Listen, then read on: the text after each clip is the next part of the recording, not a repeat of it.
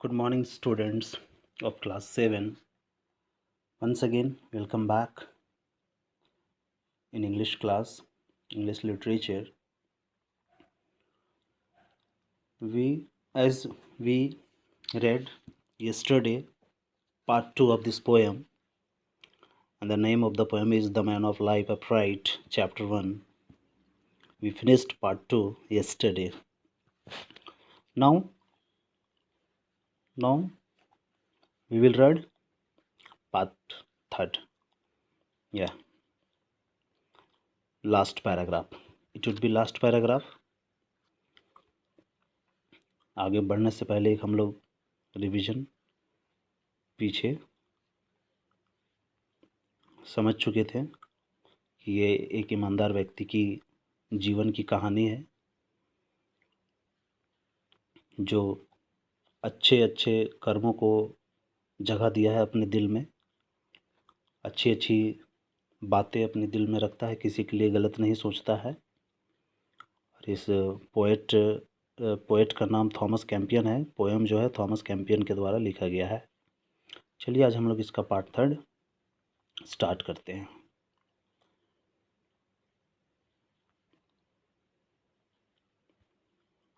First line है,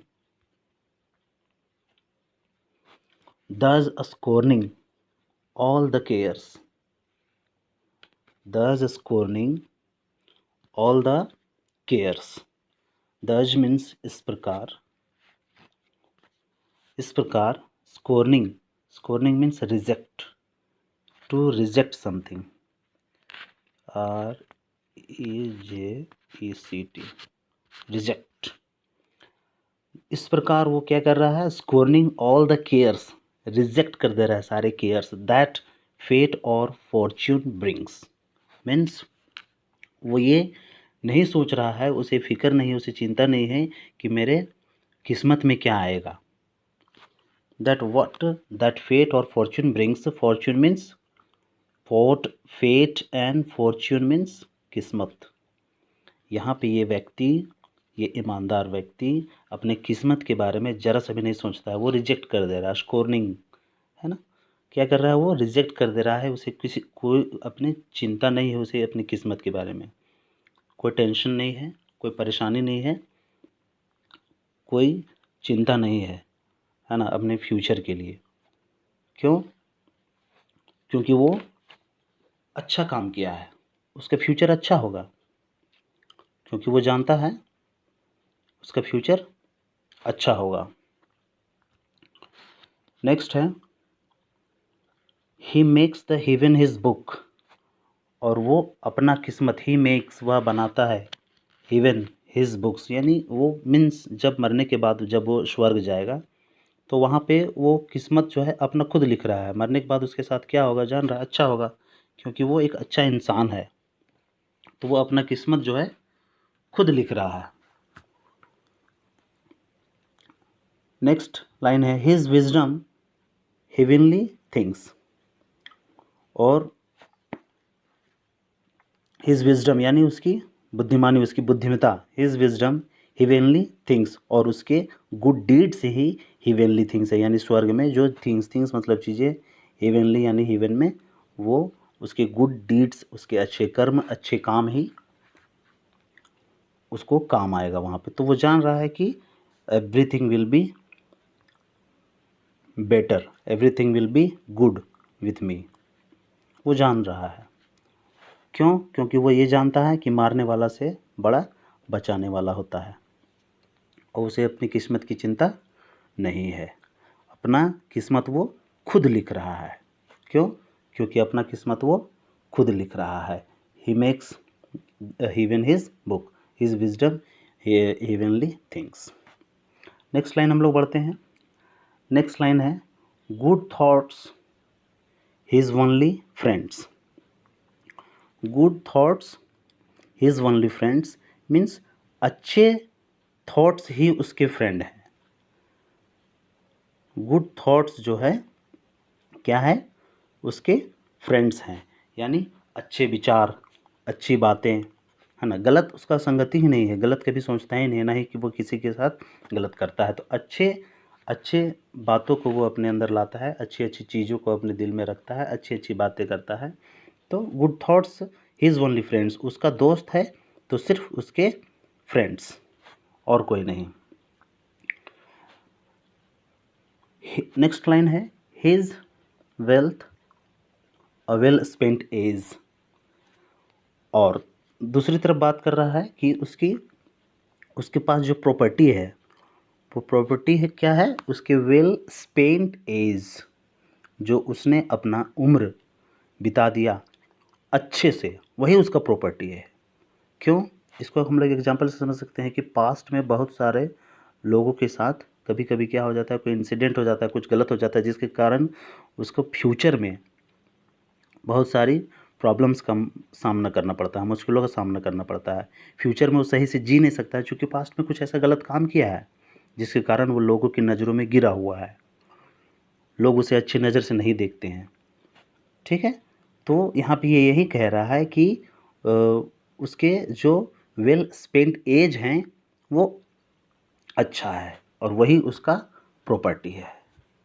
ठीक है, नेक्स्ट लाइन है the earth his sober inn, the earth his sober inn, sober means solemn, its meaning has been given solemn, यानी simple, पृथ्वी को वो एक घर बता रहा है। ठीक है, इन मीन्स आश्रम होता है, इन मीन्स आश्रम, तो वो अर्थ को एक आश्रम बता रहा है, वो यहाँ रहने आया है, वो भी कुछ समय के लिए, लिमिटेड टाइम के लिए, है ना। 45 like age like 45 years, 50 years, 55 years, एक लिमिटेड टाइम है, परमानेंट नहीं है ना। He has not come in the earth for permanent, है ना। टेम्पररी लाइफ चूँकि टेम्पररी है, कभी भी किसी की मौत हो सकती है, ये मौत ही है जिसका कोई सर्टेनिटी नहीं है, कोई निश्चित नहीं है, वो कभी भी आ सकता है। तो वो कह रहा है कि अर्थ उसके लिए एक सिंपल सा आश्रम है जो यहाँ रहने आया है। नेक्स्ट लाइन है एंड क्वाइट पिलग्रिमेज, और ये एक तीर्थ स्थल है। पिलग्रिमेज का मीनिंग होता है तीर्थ स्थल, तो इस अर्थ को, इस धरती को एक तीर्थ स्थल मान रहा है। और तीर्थ स्थल में क्या होता है, भगवान की पूजा की जाती है, अल्लाह की पूजा की जाती है। तो यहाँ पे एक तीर्थ स्थल वो मान रहा है, एक पूजा स्थल में आया है जहाँ पे इबादत करना है, भगवान को याद करना है, अच्छे कर्म करना है। तो वो अर्थ को क्या समझ रहा है, एक तीर्थ स्थल समझ रहा है, जिसके कारण वो कोई भी गलत काम नहीं करना चाहता है। और इसके लिए यही सबसे बड़ा प्रॉपर्टी है ना। इसे धन दौलत कार बंगला गाड़ी इसे नहीं चाहिए, है ना। इसके अच्छे कर्म, इसके अच्छे थॉट्स, इसके अच्छे विचार ही सारी चीज़ हैं, और इसे और कुछ भी नहीं चाहिए। ठीक है, तो इस प्रकार I hope we have understood the meaning of this all lines, है ना। फिर से एक बार हम लोग इसका रिव्यू कर लेते हैं।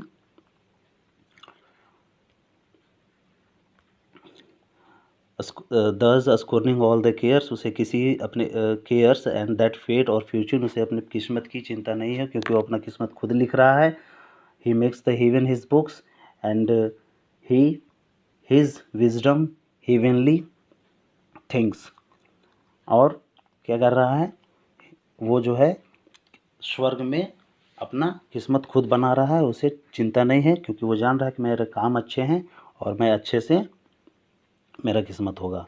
And good thoughts his only friends, अच्छे थॉट्स ही उसके फ्रेंड्स हैं। And his wealth well spent age, अच्छे से बिताया हुआ उम्र ही उसका प्रॉपर्टी है, कार बंगला गाड़ी उसे नहीं चाहिए।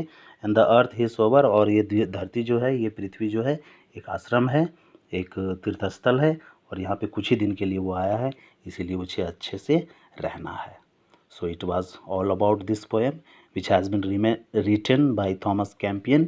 It was a beautiful poem and we have to follow this, and to we have to try to be like that person. So thank you very much. इसका क्वेश्चन आंसर का session हम लोग next part में करेंगे। And spite of that, if you have got any problem, then you can ask me questions in comment box, and any queries about any word meaning and any confusion about the poem, if you have not understood still, you can ask me. Okay, so thank you very much. We'll meet in the next class. Bye.